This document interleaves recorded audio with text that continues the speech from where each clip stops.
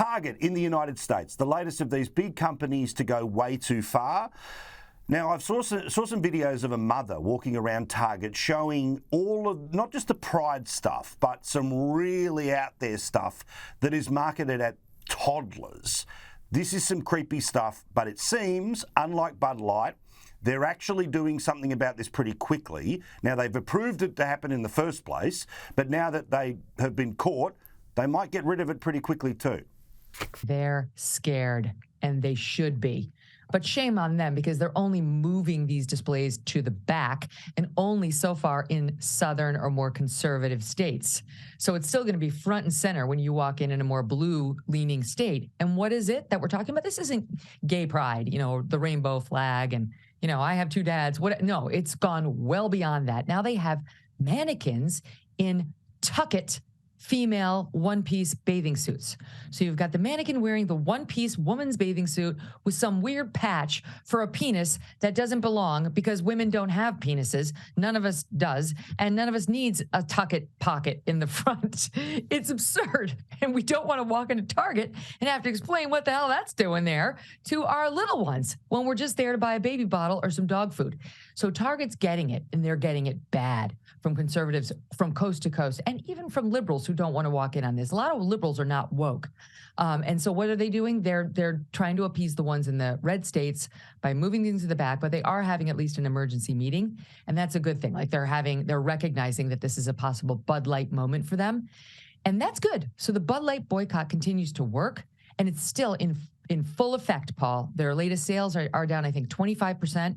It's only going one direction. It's been like 23%, 25%, maybe 28%. The people are not buying Bud Light, and Bud Light has gotten it. They're now on the point where they're going to have to buy up the beer that they gave to their distributors that's just sitting there on the distributors' shelves to try to make it up to them for their own erroneous judgment. And it's a great lesson. By the way, don't even get me started on Adidas, which, speaking of the tuck-it swimsuit, has a guy parading around in it like he's, I don't even know. I don't even want to compare this man to any actual woman because it's offensive. But they need to learn a lesson as well. What about Prince Harry? He, after the 2-hour near-fatal car chase in a city that, if you could drive around for 2 hours, it'd be called a John Wick movie, not anything that would happen in real life. He has lost his bid to get the British taxpayer to pay for his security when he turns up in the UK.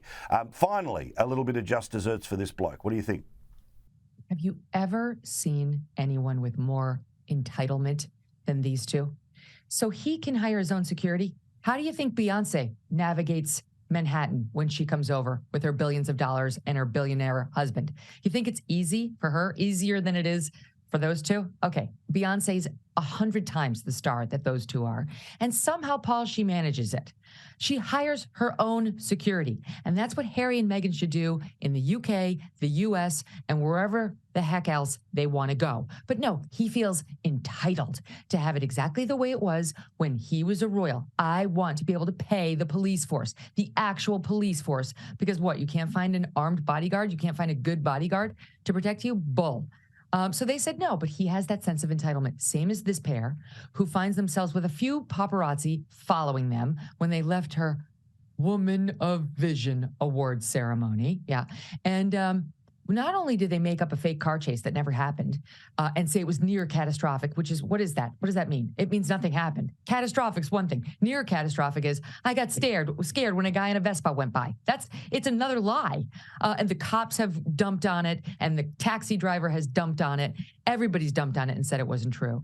But then they turn around and demanded to have the photographs that the paparazzi took of them. Well, sorry, champ, but that's not the way it works in this country. That's the property of the photographers, who, whether you like them or not, work very hard for what they do, and they have no obligation. They sent a lawyer letter to the photographers saying, turn them over. There's no obligation to do that. It's their sense of entitlement, and it's dripping, oozing out of their pores. What they needed to do was walk out of this event, smile, wave, stand, pose, let the paparazzi do their thing. Let them get the photo. You're all dressed up. You look great. Let them have their photo. And then they won't hound you like, you're something special trying to get the photo. They will get the photo. That's rule number one of the paparazzi. You learn it pretty early on when you're a public figure. The fact that, she skipped all of those learning experiences by marrying into the firm explains some of her naivete. Harry, I have no excuse for him. But the pair of them needs to understand that the Paps have a job to do. It's not pleasant. Take it like a man or a woman, move on, and stop complaining, especially in a city like New York. We hate whiners. We're the city that lost 3,000 people on 9/11. We went back to work the next day. We went to the financial stock exchange and we bought stock just to keep the city rolling. We don't like complainers.